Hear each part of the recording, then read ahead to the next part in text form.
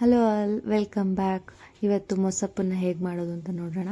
First ಒಂದು mixie ಜಾರಿಗೆ ಈರುಳ್ಳಿ, ಟೊಮ್ಯಾಟೊ ಮತ್ತು ಕಾಯಿ ತುರಿ, ಖಾರ ಪುಡಿ, ಸಾಂಬಾರು ಪುಡಿ ಹಾಕ್ಬಿಟ್ಟು ಚೆನ್ನಾಗಿ ಗ್ರೈಂಡ್ ಮಾಡ್ಕೋಬೇಕು.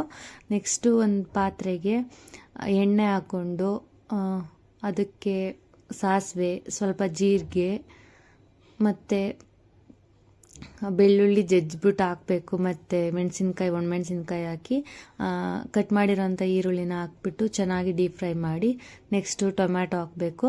ಟೊಮೆಟೊನೂ ಹಾಕಿ ಟೊಮೆಟೊ ಎಲ್ಲ ಚೆನ್ನಾಗಿ ಫ್ರೈ ಆದಮೇಲೆ ಅದಕ್ಕೆ ಕಾಳು, ತೊಗರಿಬೇಳೆ ಅಥವಾ ನಿಮ್ಗೆ ಯಾವ ಬೇಳೆ ಬೇಕು ಅದನ್ನು ಚೆನ್ನಾಗಿ ತೊಳ್ಕೊಂಡು ಅದಕ್ಕೆ ಒಗ್ಗರಣೆಗೆ ಹಾಕಬೇಕು.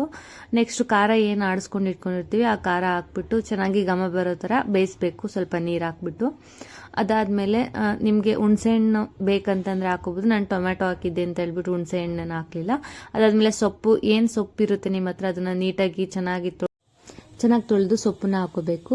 ನೆಕ್ಸ್ಟು ಅದಕ್ಕೆ ಎಷ್ಟು ಬೇಕಷ್ಟು ನೀರು ಹಾಕ್ಬಿಟ್ಟು ಲಾಸ್ಟಿಗೆ ಸ್ವಲ್ಪ ಉಪ್ಪು ಮತ್ತು ಗರಂ ಮಸಾಲ ಹಾಕ್ಬಿಟ್ಟು 8 ರಿಂದ 10 ವಿಷಲ್ ಹಾಕ್ಸಿದ್ರೆ ಬಿಸಿ ಬಿಸಿಯಾದ ಮೊಸಪ್ಪು ರೆಡಿ ಆಗುತ್ತೆ.